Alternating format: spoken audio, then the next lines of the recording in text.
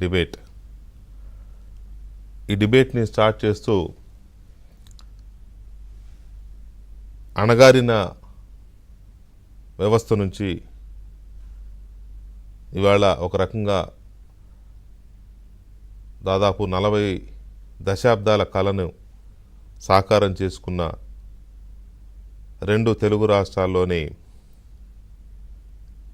మాదిగ సోదరులకు, అలాగే దేశవ్యాప్తంగా ఉన్న వివిధ పేర్లతో ఉన్న అలాంటి ఎస్సీలోని ఆ వర్గాల సామాజిక వర్గాల సోదరులకు హార్దిక శుభాకాంక్షలు.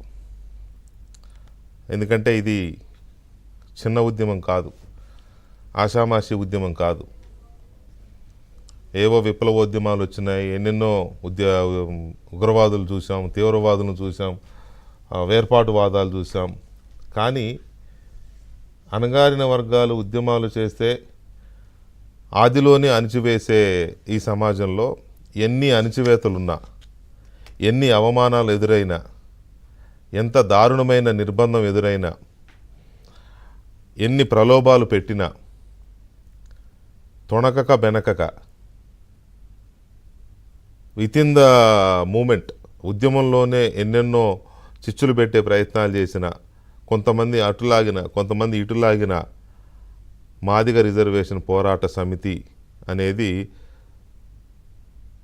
చెక్కు చెదరకుండా చివరికి ఇవాళ సుప్రీంకోర్టు రాజ్యాంగ ధర్మాసనం దానికి ఒక సాధికారత కల్పిస్తూ వర్గీకరణ కరెక్ట్ అని చెప్పేంత వరకు ఆ ఉద్యమం సాగిన ఉద్యమ ప్రస్థానం నిజంగా తలుచుకుంటే చాలా ఇదిగా, అంటే మాలాంటి వాళ్ళం బయట నుంచి చూసిన మాలాంటి వాళ్ళకే ఒక రకమైన పులకింత అనిపిస్తుంది. ఇక ఆ ఉద్యమంలో పాల్గొని ఎంతో ఆశతో ఎంతో పట్టుదలతో ఉద్యమం చేసిన ఉద్యమకారులు, మాదిగ సోదరులు, మాదిగ ఉపకులాల సోదరులు, వాళ్ళు ఇంకెంత ఆనందంగా ఉన్నారో ఇవాళ చెప్పాలంటే, మాటలు చెప్పాలంటే కష్టం.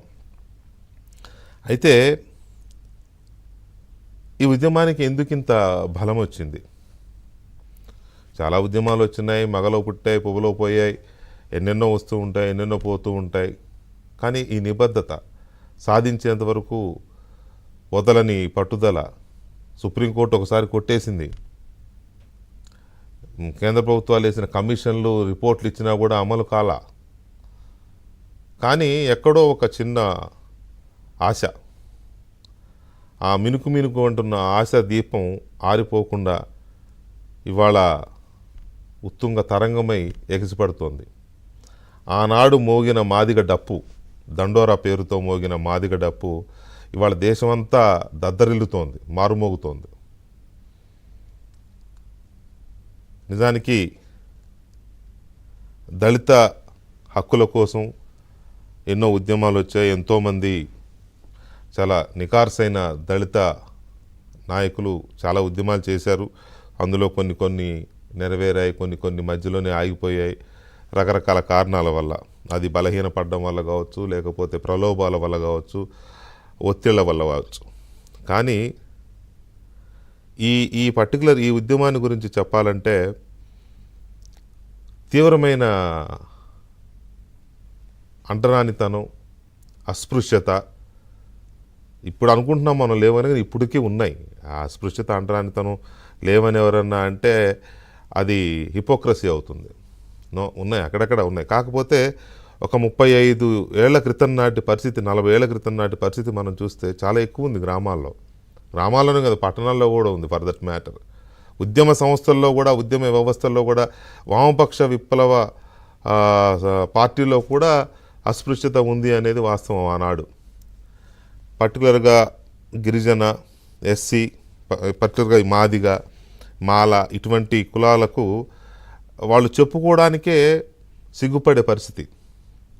మనల్ని పక్కన పెడతారేమో చెప్పుకుంటే, లేకపోతే స్కూల్లోనో, లేకపోతే ఇంకొక సభలోనో, లేకపోతే ఇంకొక వేరే ప్రాంతంలో ఎక్కడికైనా వెళ్ళి మేము మాదిగలం, మేము మాలం అని చెప్పుకుంటే మనల్ని ఏమైనా తక్కువ చేస్తారేమో యూనివర్సిటీలో కూడా.